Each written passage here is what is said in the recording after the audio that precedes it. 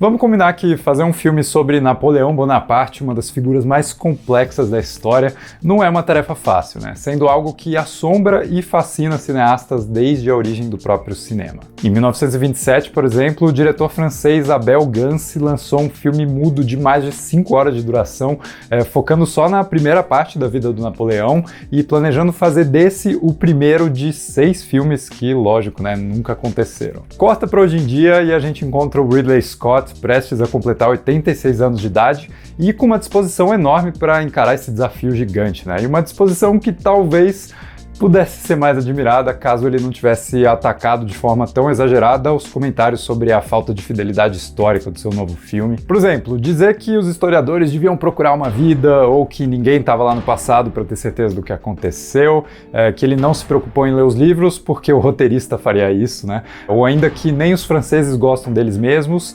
ou simplesmente xingando os caras por ousarem questionar esse assunto. Tudo isso mancha o filme de um jeito tão desnecessário, né, que facilmente podia ter sido evitado caso o Ridley Scott simplesmente argumentasse que algumas escolhas narrativas priorizam o potencial dramático do filme enquanto obra de arte, ao invés de registro puramente documental, né? É coisa que praticamente todo filme biográfico ou histórico faz o tempo todo, em maior ou menor grau, claro, né? Mas, enfim, eu acho que isso é algo inerente a esse tipo de adaptação cinematográfica. E olha que tem algo curiosamente divertido em ver cineastas velhinhos sem filtro reclamando na internet, né? E talvez a gente, se estivesse com essa idade trabalhando em algo tão monumental, também desencanasse do decoro e mandasse todo mundo pra puta. Pessoalmente, eu acho que existe sim espaço para uma adaptação mais historicamente solta, contanto que ela não desvirtue a essência do caráter da figura retratada e talvez, principalmente, né, renda um bom filme, uma narrativa engajante, efetiva, que desperte o interesse do público em conhecer mais do assunto e tudo mais. E talvez esse seja o grande problema de Napoleão. É um filme ambicioso e às vezes impactante que nunca dá conta de equilibrar todas as suas ideias, né? Que oscila entre um recorte específico, intimista, e um panorama geral da vida do general e imperador francês, e que não acerta em cheio em nenhum dos dois. Napoleão Bonaparte é alguém que desafia até hoje a capacidade de ser encaixado num único tipo de veredito histórico, né? Já que o seu legado é composto de erros e acertos quase proporcionalmente condenáveis ou admiráveis. Por exemplo, ele foi o responsável por um conjunto de reformas civis e educacionais que preservaram muitos dos ideais iluministas aí, depois do turbilhão de transformações sociais que foi a Revolução Francesa.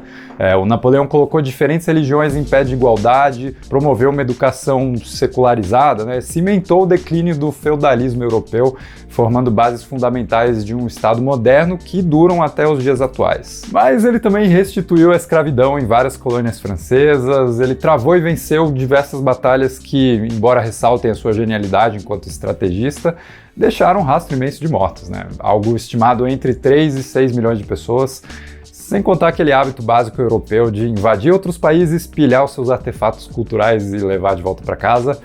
E aí tem o lance do golpe de Estado, né? A autocoroação e proclamação como primeiro cônsul vitalício e tudo mais, que mesmo feita para garantir os poderes que permitiram as reformas que eu mencionei, ainda assim é golpe, né? Golpe é golpe.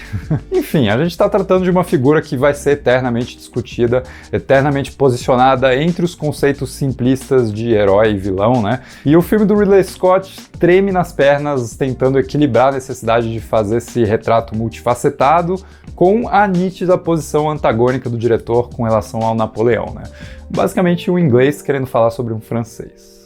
Assim, a todo momento o filme vai se fragmentando como se servisse a diferentes senhores, né? Tentando construir uma visão épica e heróica que nunca se concilia com o recorte intimista e meio pejorativo de um homem esquisitinho que faz sexo como se fosse uma britadeira ligada instantaneamente no modo mais intenso, né?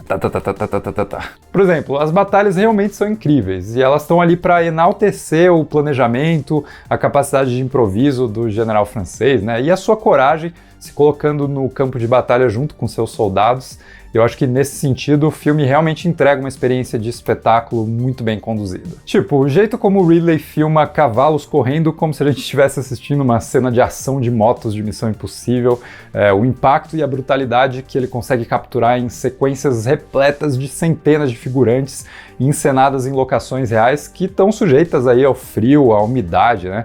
É um tipo de cinema cada vez mais em falta por ser caro, por ser difícil de filmar e justamente por isso eu não consigo não admirar a ambição e a energia de um cineasta de 85 anos que se dispõe a comandar esse tipo de coisa, né? É o mesmo ímpeto criativo que move caras gigantes aí como o Scorsese, o Spielberg. Não que o resultado do trabalho esteja sendo comparado ao do Scorsese e do Spielberg, mas eu acho que pelo menos a ambição, o coração do cineasta talvez esteja no mesmo lugar. Só que não só de batalha se faz um grande épico, né? E todo o panorama histórico que o filme usa para conectar esses grandes momentos surge sempre de forma apressada, de forma superficial, nunca fica claro o contexto político por trás das mudanças na trama e principalmente o contexto político que norteia as decisões do protagonista.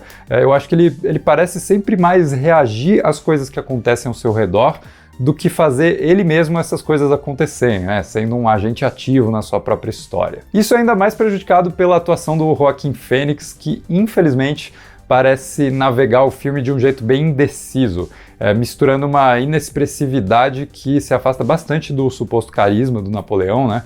Com uns maneirismos meio no piloto automático, sei lá, aqueles toques de excentricidade que nunca parecem pertencer mesmo a essa figura biografada, mas surgem como aquelas afetações obrigatórias de grandes atuações do cinema focadas nos prêmios da Academia no ano que vem. Daí que vem o elemento mais conflituoso do filme, que é o casamento entre o Napoleão e a Josephine, interpretada pela Vanessa Kirby, né? Uma relação que poderia por si só render um grande filme caso ela fosse o único foco da história. E o potencial tá lá, eu acho que a Vanessa Kirby compõe uma Josephine bem enigmática, né? Uma mistura intrigante entre tentação e ternura, uma pessoa claramente ambiciosa e ciente dos seus atributos de sobrevivência numa França tão instável, tão implacável, né? E capaz de garantir o sustento dos seus filhos anteriores, que, aliás, somem completamente da narrativa, né? Sendo que eles poderiam servir como ferramenta de humanização da dinâmica familiar, já que mesmo adotivos eles eram aceitos pelo Napoleão. Mas o filme nunca permite que a intimidade conjugal seja o eixo principal que orienta todo o contexto ao redor. Assim, o que sobra, né, é uma impressão rasa de uma relação de amor e ódio que nunca soa verdadeira. Ela só fica saltando de momentos felizes a momentos de briga, a momentos de excentricidade sexual, e não contribuindo nem para esclarecer o estado emocional do general no meio das suas batalhas, e nem para explorar o conflito principal entre o casal, que é a incapacidade da Josephine de engravidar e produzir um herdeiro. E eu acho que isso tudo acaba empalidecendo os dois personagens, né? O Napoleão se torna um homem esquisitinho, introvertido, desprovido de apelo tanto como general quanto como marido, já que essas duas facetas dele parecem pertencer a pessoas completamente opostas. E o roteiro nunca encontra um elo entre elas, né? Algo que amarre um lado no outro. E a Josephine cai numa espécie de terra de ninguém entre uma femme fatale manipuladora e uma dona de casa submissa, sem influência sobre o marido, desperdiçando aí a boa atuação da Vanessa Kirby e a possibilidade de democratizar um retrato histórico, né? Dando espaço semelhante tanto ao homem quanto à mulher.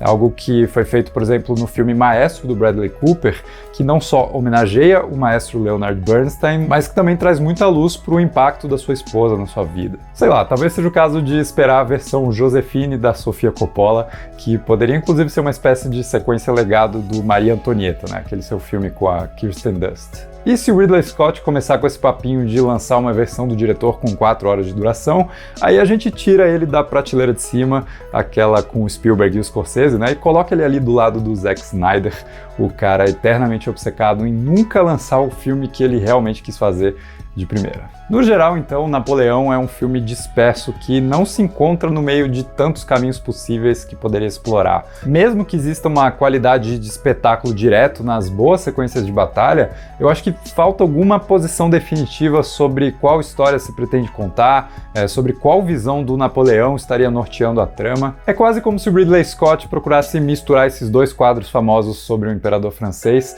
de um lado a visão romântica retratada pelo pintor Jacques-Louis David, e do outro a versão realista do Paul Delaroche, mas no processo o seu viés nitidamente pejorativo do Napoleão contaminasse o experimento, trazendo à tona um resultado fragmentado em diversas porções quase bem-sucedidas, quase interessantes, quase capazes de dizer alguma coisa sobre algo. E voltando para o começo do vídeo, onde eu mencionei que o Napoleão é sim uma pessoa difícil de categorizar, de resumir, né, de condenar ou absolver, Um filme fragmentado até poderia simbolizar essa complexidade, mas às vezes, cara, um filme ruim é simplesmente um filme ruim mesmo. E eu não acho que Napoleão seja absolutamente ruim, mas também não é bom, né? Tá ali no meio. Se é pra gente encarar uma obra que toma liberdades históricas em prol de uma visão, que seja uma visão de entretenimento honesto, né? Daí eu prefiro ficar mesmo com o Gladiador, que muda um monte de coisa, mas pelo menos entrega um filme super envolvente e coeso na sua proposta. Mas diz aí nos comentários o que você achou disso tudo, o que você achou do filme, vamos continuar a conversa, e se gostou do vídeo, não esquece de deixar um like, se inscrever no canal, isso me ajuda demais. E a gente se vê no próximo vídeo, que pode ser um desses aqui que aparecer, caso você clique e continue assistindo, e isso, de novo, ajuda demais o canal aqui.